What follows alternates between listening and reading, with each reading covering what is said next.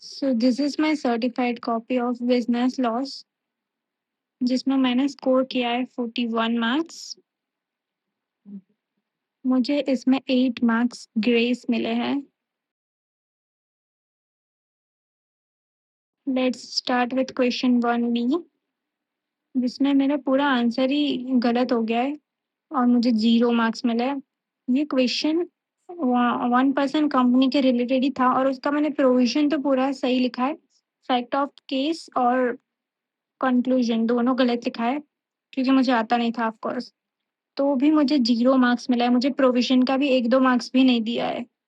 7 marks का ये question था, मुझे 7 में से 0 मिला है। फिर क्वेश्चन 1C जिसमें मैंने सेक्शंस याद रखे थे और ये पार्टनरशिप एक्ट का कोई क्वेश्चन था। डायरेक्ट थियरी क्वेश्चन है ये।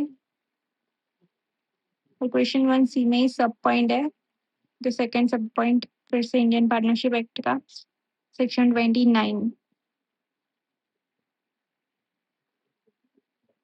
जो टोटल 6 मार्क्स का था, मुझे उसमें से 4 मार्क्स मिले। पूरा सही था, फिर भी मुझे 4 मार्क्स ही मिले।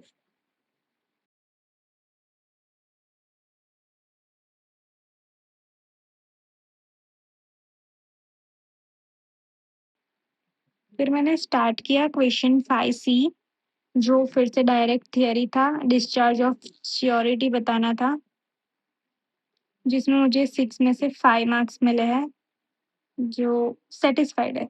अच्छा, तो मुझे ना किसी ने पूछा था कि वो डायग्राम बना के कर सकते हैं क्या?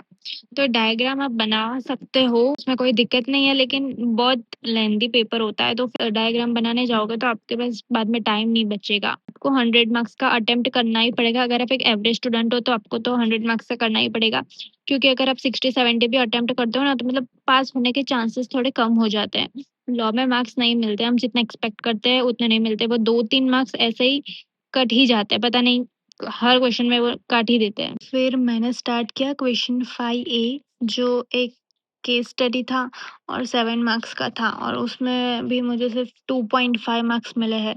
आई नो पेपर बहुत ही बुरा है और मैं ये एग्री करती हूँ क्योंकि मैं बहुत ज़्यादा ही वीक हूँ लॉ में, तो क्या कर सकते हैं। मेरे को इतना एक्सपेक्ट भी नहीं था कि मैं पास भी हो जाऊँगी लॉ में।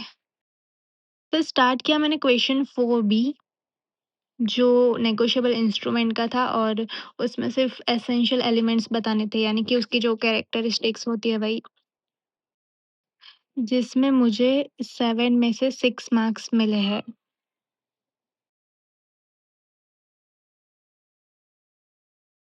फिर मैंने स्टार्ट किया क्वेश्चन 4A जो इंडियन कॉन्ट्रैक्ट एक्ट का कंसिडरेशन का क्वेश्चन था, जो 7 मार्क्स का था। उसमें से मुझे 5 मार्क्स मिले हैं। उसमें completed gift, natural love and affection और उसी के बारे में लिखना था और उसके कंक्लूजन लिखना था। उसके 3 सब पॉइंट्स थे, तो आपको उस हिसाब से लेंथ रखनी है, फिर बहुत ज़्यादा लंबा नहीं करना वरना बहुत टाइम चला जाएगा।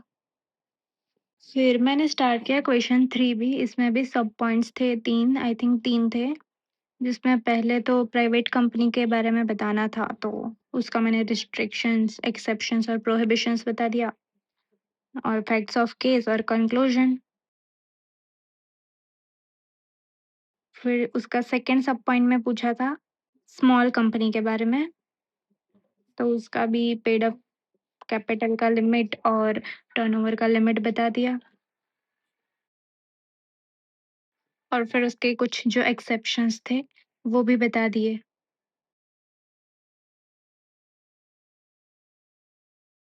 सब पॉइंट 3 में पूछा था गवर्नमेंट कंपनी के बारे में, तो ये 7 मार्क्स का क्वेश्चन था और उसमें मुझे 5.5 मिला है।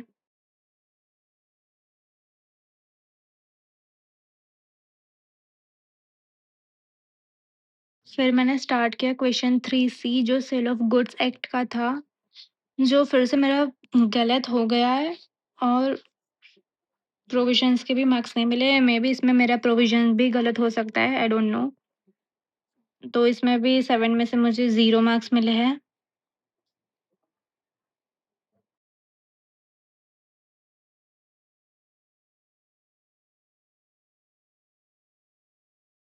फिर मैंने स्टार्ट किया क्वेश्चन 2B जिसमें 2 सब पॉइंट्स थे। एक कॉमन सेल के बारे में पूछा था और दूसरा डिफरेंस पूछा था company limited by shares and company limited by guarantee, जो 7 मार्क्स का था और उसमें मुझे 4.5 मिले हैं। फिर मैंने स्टार्ट किया क्वेश्चन 2C, इसमें फिर से 2 सब पॉइंट्स थे और ये क्वेश्चन था LLP का, जो 6 मार्क्स का था और उसमें मैंने स्कोर किया है 4। मैंने ऑलमोस्ट सारे सेक्शंस तो याद रखे थे, फिर मुझे जो ये नहीं याद आए फिर वो तो मैंने वहाँ लिखे ही नहीं।